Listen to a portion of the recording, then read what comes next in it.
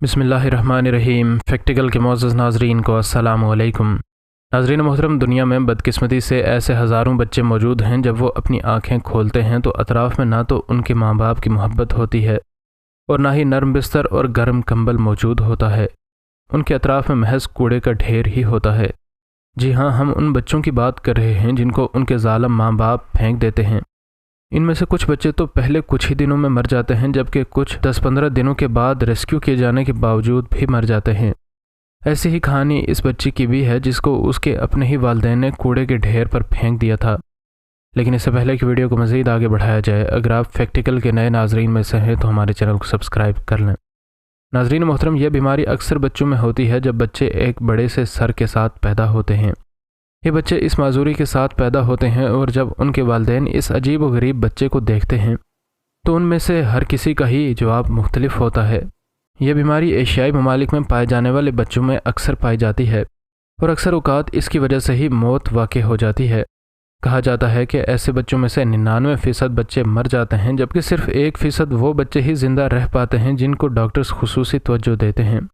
لیکن نیکا نام کی یہ بچی جب پیدا ہوئی تو اس کو دیکھ کر اس کے والدین کو بہت شرمندگی ہوئی۔ دنیا کے برائے نام خوف سے ان نے اپنی اس بچی کو پھینکنے کا فیصلہ کیا۔ اس بچی نے اپنی زندگی کے پہلے کچھ دن جھولے کے بجائے کوڑے کے ڈھیر پر گزارے۔ اس بچی کو سارا کورک نام کی ایک بلاگر نے دیکھا تو اس نے اسے بچانے کی کوشش کی اور اس کے بعد سے نیکا کی زندگی مکمل طور پر بدل گئی۔ سارا، جو کہ امریکہ کی رہنے والی ہے، اس نے اس بچی کو بچانے کی بہت کوشش کی، لیکن اپنی مجبوریوں کی وجہ سے اس کو واپس امریکہ جانا پڑا۔ اس نے وعدہ کیا کہ وہ واپس آئے گی۔ سارا نے اپنے وعدے کو وفا کیا اور وہ جلد ہی واپس اس ملک آ گئی، اور اب وہ اس معصوم بچی کی زندگی مکمل طور پر بدلنے کی ٹھان چکی تھی۔ سارا نے اس بچی کو گود لینے کی کوشش کی، لیکن عدالت نے اس کو یہ بچی گود دینے سے انکار کر دیا۔ سارا نے اس کی ماں کو ڈھونڈا اور اس سے اس کی بچی کی دیکھ بھال کرنے کے لیے ایک اجازت نامہ لیا۔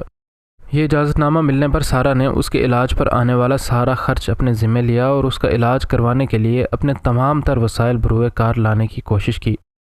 کچھ دنوں کی انتھک محنت کے بعد اب ڈاکٹرز کچھ اس بچی کے بچ جانے کے بارے میں پر امید تھے۔ اچھی دیکھ بھال کے 2 سال کے بعد اب نیکا بہتر ہو رہی تھی۔ نیکا کی اصل ماں مکمل طور پر ان پڑھ تھی اور بہت غریب بھی تھی۔